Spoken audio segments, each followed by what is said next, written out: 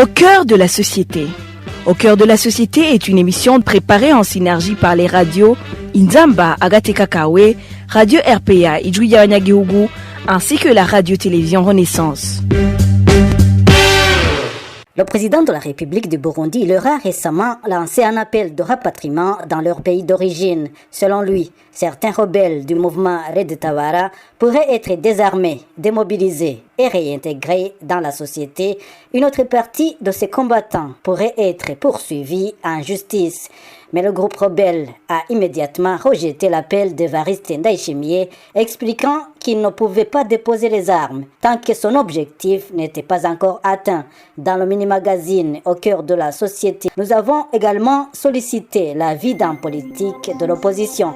À la présentation du mini-magazine, c'est Eric Nyonguru. Soyez des nôtres. Ce jeudi, les représentants de l'Institut européen pour la paix ont été reçus par le président de la République du Burundi, Évariste Ndayishimiye. La contribution de l'Institut au rapatriement des rebelles du mouvement Red Tabara était à l'ordre du jour, selon Gatoni Rosine Guilene, la porte-parole du président. Le chef de l'État est revenu sur les décisions qui ont été prises par la communauté, notamment celle de demander à tous les groupes armés de déposer leurs armes et d'entamer le processus DDR afin qu'ils soient réintégrés dans la communauté.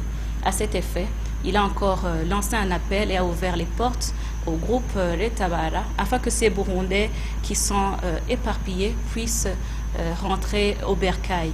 Parmi les membres du groupe Red Tabara, il n'est pas ignoré également qu'il y a ceux qui sont poursuivis par la justice suite aux actes qu'ils ont pu causer ici au Burundi. À cela, le chef de l'État également leur lance un appel de rentrer au Burundi et se rendre à la justice pour que la justice également puisse faire sa part des choses. Le lendemain, le mouvement de la résistance pour un état de droit a rejeté en bloc les conclusions de l'audience. Selon le porte-parole militaire de son mouvement rebelle, Patrick Nahimana, il faut d'abord organiser des négociations aboutissant aux élections libres, transparentes et crédibles. Ce qui nous a poussé à prendre les armes, c'est la violation de l'accord d'Arusha où le pouvoir du parti CNDD-FDD a violé au grand jour cet accord. Donc, nous dire de déposer les armes et de nous rendre sans arriver à notre objectif, c'est quasi impossible.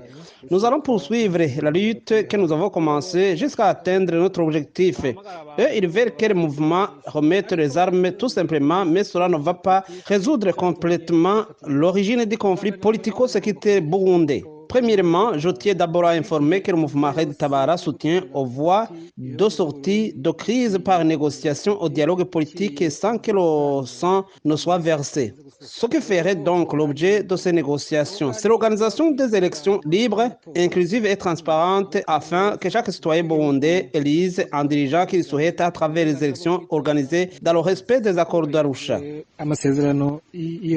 Au micro de nos confrères de la télévision Renaissance, le porte-parole du parti MSD, Epitas Nshimirimana, estime que la quiétude ne sera trouvée qu'à travers le rétablissement d'un environnement politique favorable par le régime CNDD-FDD.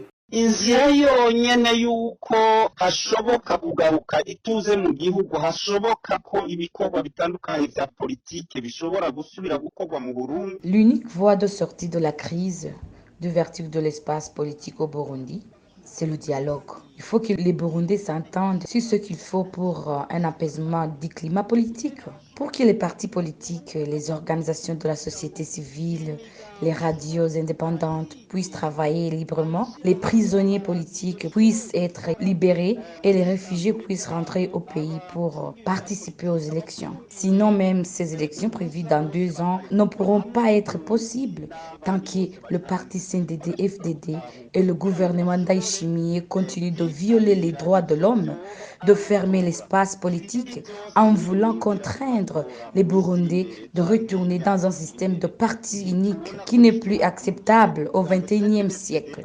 Abarundi basubira mu ntwaro y'umugambi umwe kandi muri kino kinzana no muri kino gihe bitagishoboka. C'est par cet avis du porte-parole du mouvement pour la solidarité et la démocratie que nous clôturons le mini-magazine Au cœur de la société d'aujourd'hui. Merci de nous avoir suivis. Vous étiez avec Eric Nyonguru. C'était l'émission Au cœur de la société.